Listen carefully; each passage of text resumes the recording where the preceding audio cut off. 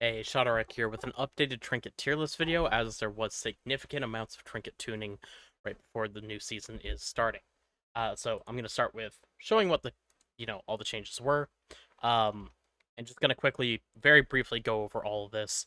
Basically, they took the popular trinkets from season 2 and nerfed them, so things like Eye of Kazan, House of Cards are going to be replaced incredibly quickly. However, they did hit Seaphorian Pacemaker, which was our Biffs and is still obtainable from Floodgate in the new season. They also nerfed Tome of Light's Devotion, the tank trinket from Priory, that will still be available. So those are looking worse than they were. Other than that, they did a wide range of changes. Most notable are Araz's Ritual Forge was nerfed. This was our other biz and used in like all content. Now it's going to be situational at best. From there was also a change to Sigil of Cosmic Hunt. I'm not 100% certain exactly where this landed, but it's pretty similar to where it was before the changes. It had its scalar changed and a massive nerf to offset the scaling change. So it's probably different depending on item level, but at the top end, it's about the same. Um, but other than that, let me go through the ones that are really going to matter here, and point out ones that also won't matter. Like Arkar Sackbrood, 20% damage increase, but the damage is almost none of this trinket. Um, Cursed Stone Idol, the damage on this typically is 0.1% of your overall, so could not care less about this buff. Still going to stay garbage. We have Harvester's Edict, which come up a little bit, but not really that big. Warp Claw might be a little bit more okay now. And yeah, we just kind of have some general buffs. I will say Screams of the Forgotten Sky, even with this 30% buff, still an awful trinket. This thing needs Jesus. And the Perfidious Projector is actually worse than I expected after the 30% buff. Still pretty bad. A lot better than it was, but not good. Not good at all. Uh, Now, the notable two that actually might change what we do is Unyielding Nether Prism. The damage proc on it was buffed by 20%. The stack change shouldn't matter for us. There might be some very rare niche scenarios, but not really going to look at the stack count change on Havoc. And the other one is Taking Sack of Terror was buffed by 20%. Now, for Unyielding Nether Prism, that is in competition with Araz's Ritual Forge, which was nerfed. So I think in keys, this brings Unyielding Nether Prism up ahead of Araz's Ritual Forge. However, in raid, you don't get a use of this trinket on pull, and it's really not viable in raid. Possibly on very long fights, but I don't think this is something that we're going to look to use. Taking Sack of Terror actually ended up being very good. It's still a incredibly cringe trinket to use, and it does not scale well into AoE in any way, as well as being a mastery-based trinket. But in single target scenarios for Eldrazi Reaver, it's looking pretty good. And it's definitely on the higher end now after that buff. So I'm gonna go back through and let's remake the tier list. So, first we're going to start with the Raz's Ritual Forge. Again, this ate a 10% nerf. It was previously an S tier trinket. I am dropping it to A. Um, and with that, keep in mind, this is a secondary stat base as well, so 10% nerf is on the majority of the trinket. It is a very large nerf, and kind of knocks it out of being run in a lot of situations, unfortunately. Next, we have Astral Antenna. Previously, I had this in A minus. This did not get any balance changes, but I'm going to move this up to S tier. There's two reasons for this. One, it's not as cringe to use as I thought. So this is a trinket that spawns orbs, and these orbs float into you. I was under the impression that it was a lot more awkward than it is. They do move slow, but there's a couple things. One, the orbs that spawn, when they first originally spawn, they take 6 seconds to reach you, assuming that you're not moving away from them. So they'll just move in and pick themselves up. If you want to delay it, you can, and you have up to 20 seconds to pick up an orb. So it's just a random proc. They'll come to you on their own, and you don't really have to interact with it. But if you do want to min-max it, that is going to be somewhat of an option. Not that there's too much that you could do with it. And as well as that, they're not that hard to see. The orbs actually have a big beak and a purple light on them, making them easy to see. And with all the other balance changes, considering where this used to sim, Astral Antenna is now looking to be best in all content. Both hero talent trees on single target and in Mythic Plus AoE, it scales pretty well into AoE. So Astral Antenna is just kind of what we're looking to run on everything now, but it's not that far ahead. But I will put it as the sole S tier trinket. I don't want to put anything else up in S tier. Next, we have Cursed Stone Idol. This still sucks. Low B tier and doesn't really have any room to move. Next is Screams of a Forgotten Sky. I'm going to continue putting this in F tier. I think the AoE portion of this trinket just doesn't really work, and the damage buff on it solved none of its problems. This trinket is quite awful. The fact this drops off Dimensius and is tuned this poorly is a real shame. We have Anubikash, and Anubikash Crystal is going to stay in A tier. Again, no changes to it. Relative power is changing due to balance tuning on other trinkets, but for now, that's going to stay there. Foot bombs. These sim pretty well in AoE after changes. I don't believe they even caught a buff, unless I am mistaken. But I believe it's a little bit because of how M plus sims, where the mobs are a lot more stacked than they are in real play, and it hits in a 6-yard AoE around your target. So I think in real play it will miss many targets, and it's still not good. Harvester's Edict, despite getting buffed, isn't really going to move at all. It's just going to be at the top of C tier. Next is the Incorporeal Essence Gorger. This got a 20% buff, but it's to the weaker portion of the trinket. This is, again, it's an on-use, and the stats that it gives you was the bigger portion, so buffing the damage on it is not really significant enough to matter. I know it got a buff, but I'm not seeing it in the list.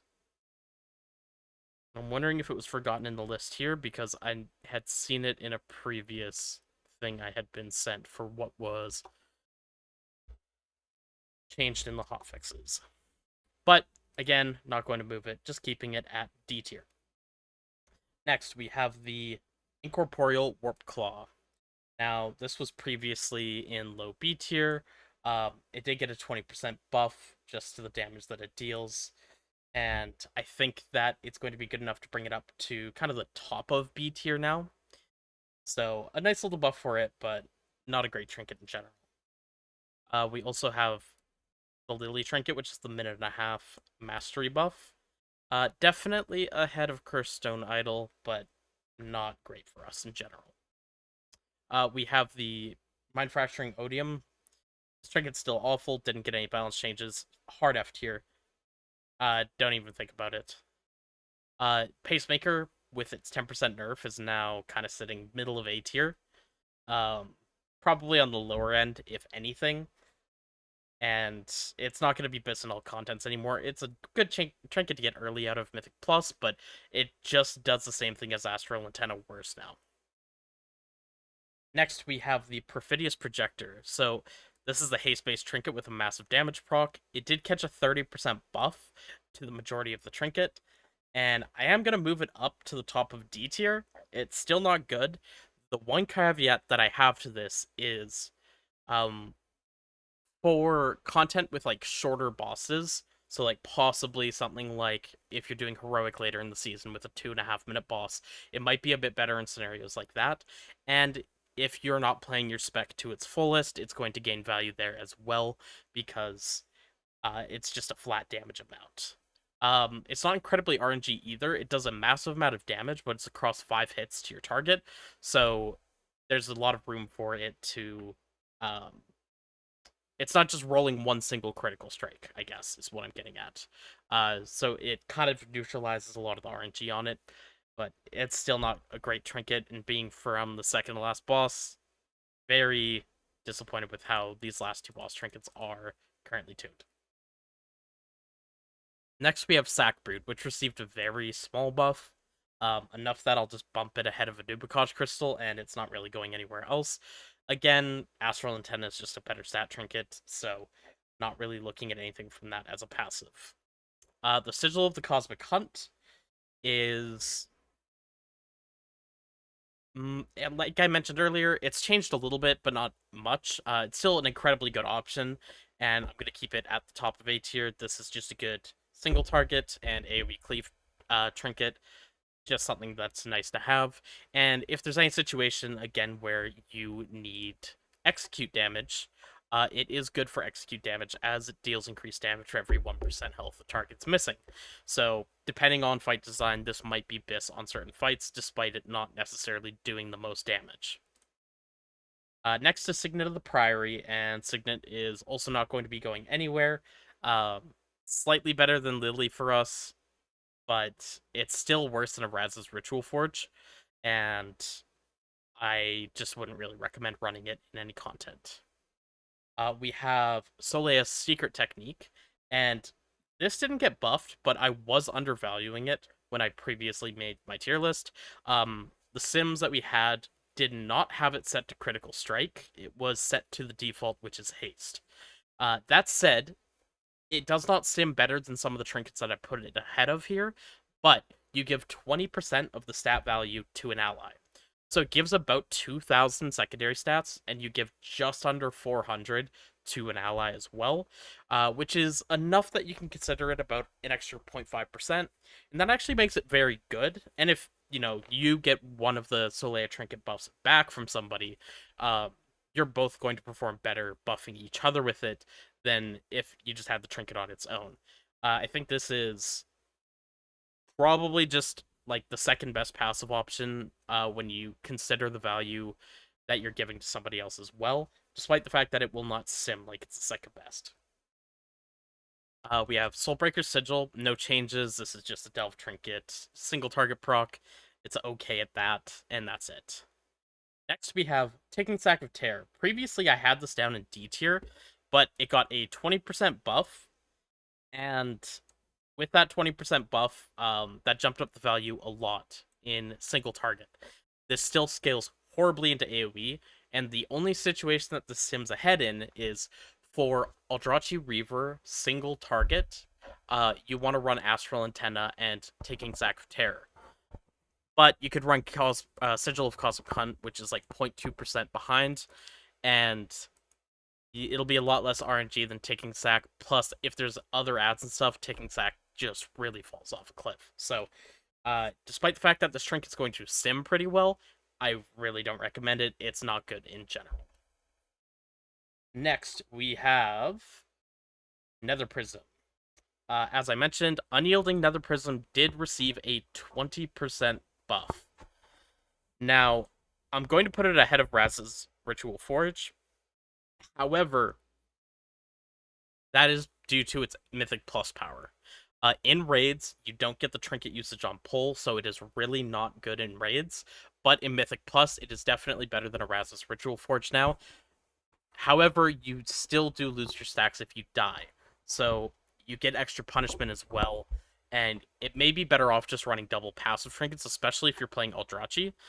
Whereas with Felscard, you're a lot more burst-based. But as Eldrachi, I'm likely to recommend now that we're going to just run double passive trinkets at this point. And lastly, we have the Void Touch Fragment. This I previously had at the top of A tier, and it was considered to be hard BIS in Mythic Plus. It did get fixed. It had a scaling issue, and it was giving more than double the stats it was supposed to. That was corrected. It went from almost 30,000 mastery to just under 15,000, and with that, I would put it solidly at the bottom of B tier. Again, that's only for Mythic Plus as well. In Raid, it's really not something you can run. Not a trinket we're looking for at all anymore. So, with everything said and done,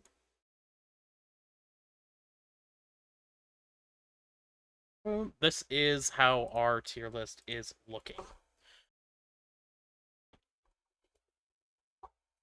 So from the previous video, there's just, a few changes. Our S tier trinkets both got dropped down to lower middle of A, and astral antenna is now what we're going to be looking at as our BIS. There could be more trinket tuning in the future, especially because Streams of the Forgotten Sky being off Demencius should be tuned better than an F tier trinket. Um, but this wouldn't be the first time that we've had a trinket stay bad if it does not get a buff. And for Astral Antenna, I just wanted to quickly show exactly what that does look like, because as soon as I mentioned that it is something that's going to be spawning orbs that follow you, people may be thinking back to Witherbark Branch from, I believe that was Season 4 of Dragonflight, and or Season 3 of Dragonflight. And that was a trinket that, when you pressed it, it spawned 3 orbs, and you didn't want to pick them up right away. You wanted to stagger the pickups and kite out your orbs, but that's not what this is. So this orb proc here, that is the buff. And these are just RNG procs, and you can get multiple buffs at the same time. So you can kite them out, you have a 20-second buff to pick them up, and then when you pick them up, they also can stack. It will not refresh the timer, they have their own stack duration, because you have multiple of them overlapping at once, and they last. And that is everything for my trinket tier list video. Just redid this. If you want to see what the effects on the trinkets are, you can go back and check my previous video on this. But they just did the retuning, so I wanted to put a new one out there that was up to date. Thank you for watching, and have yourself a great evening.